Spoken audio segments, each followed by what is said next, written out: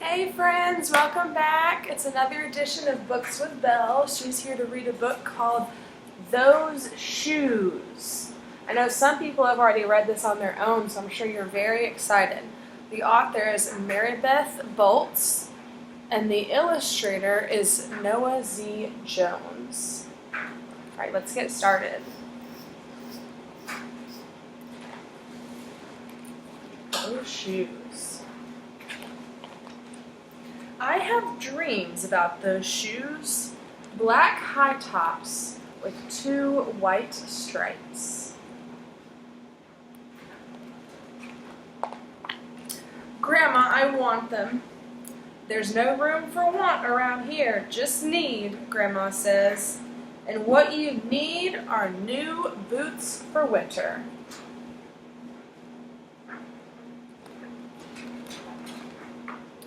Brandon T. comes to school in those shoes.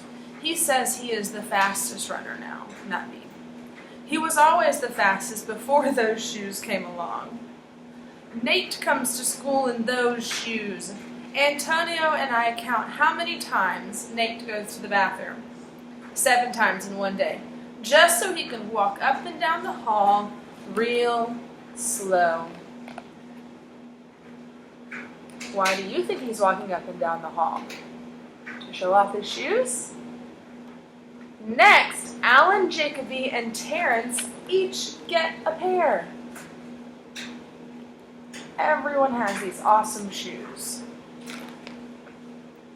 Then one day, in the middle of kickball, one of my shoes comes apart.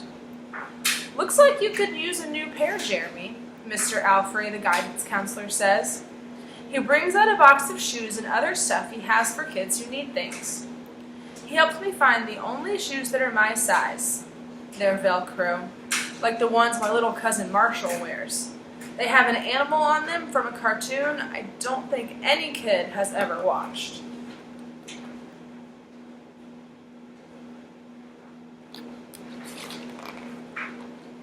When I come back to the classroom, Alan Jacoby takes one look at Mr. Alfie's shoes and laughs.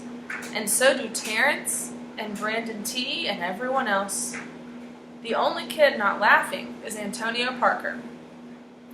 At home, Grandma says, "How kind of Mr. Alfrey." I nod and turn my back. I am not going to cry about any dumb shoes.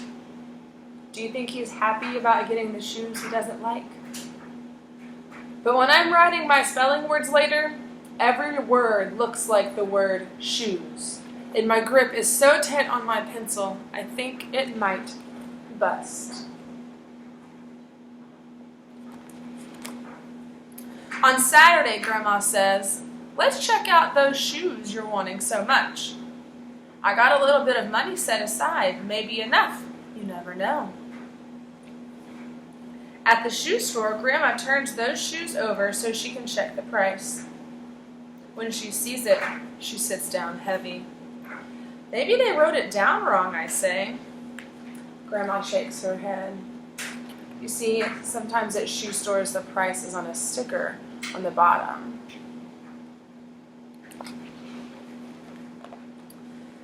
Then I remember the thrift shops. What if there's a rich kid who outgrew his or got 2 pairs for Christmas and had to give one of them away? We ride the bus to the first thrift shop. Black cowboy boots, pink slippers, sandals, high heels, every kind of shoes except for the ones that I want. We ride the bus to the second thrift shop. Not a pair of those shoes in sight. Around the corner is the third thrift shop. I see something in the window. I wonder what he sees.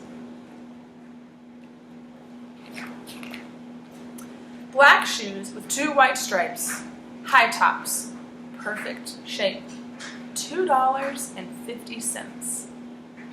Those shoes. My heart is pounding so hard as I take off my shoes and hitch up my baggy socks. "How exciting," Grandma says. "What size are they?" I shove my foot into the first shoe, curling my toes to get my heel in. I don't know, but I think they fit. If he has to curl his toes and shove his foot in, do they fit? Probably not. Grandma kneels on the floor and feels for my toes at the end of the shoe.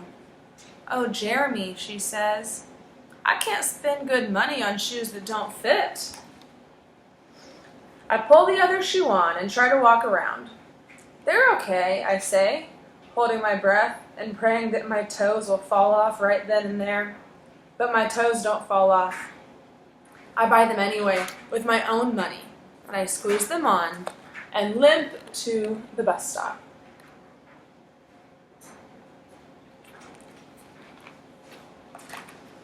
So he's finally got his shoes, but there's one problem.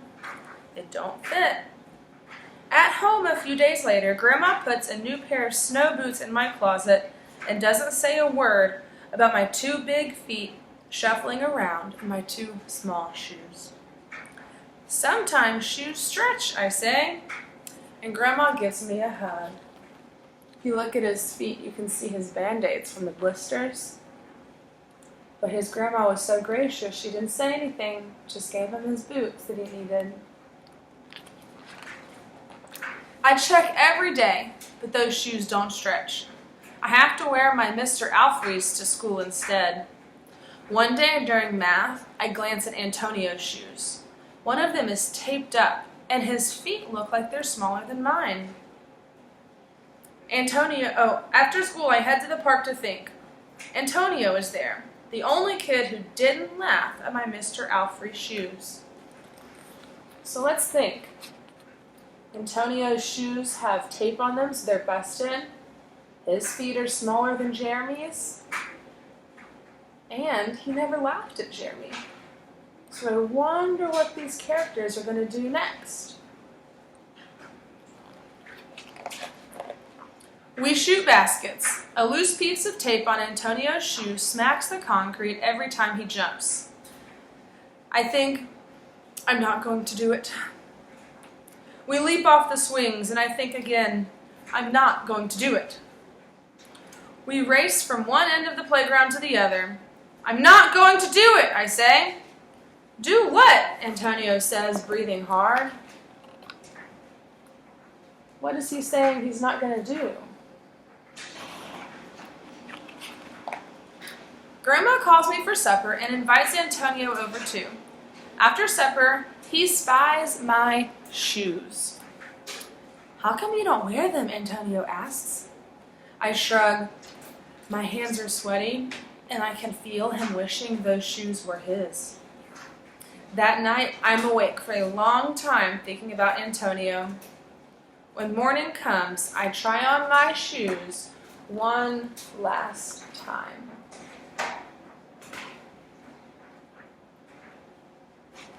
Thinking about what to do with those shoes. Before I can change my mind, the shoes are in my coat. Snow is beginning to fall as I run across the street to Antonio's apartment. I put the shoes on the front of his door, push the doorbell, and run. See, he's running away from Antonio. He doesn't want him to see him. Dropping off the shoes. At school, Antonio is smiling big in his brand new shoes. I feel happy when I look at his face, and mad when I look at my Mr. Alfrey shoes. But later, when it's time for recess, something happens. Everywhere there is snow. Leave your shoes in the hall and change into your snow boots, the teacher announces. Leave your shoes in the hall? It's then what I remember that I have in my backpack. My new boots, new black boots that no kid has ever worn before. The boots that his grandma got. Standing in line to go to recess, Antonio leans forward and says, "Thanks." I smile and give him a nudge.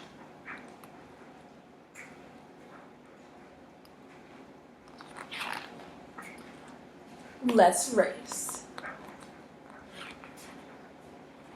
So at the end of the story, he ended up giving the shoes that he wanted so bad to another kid that wanted them more.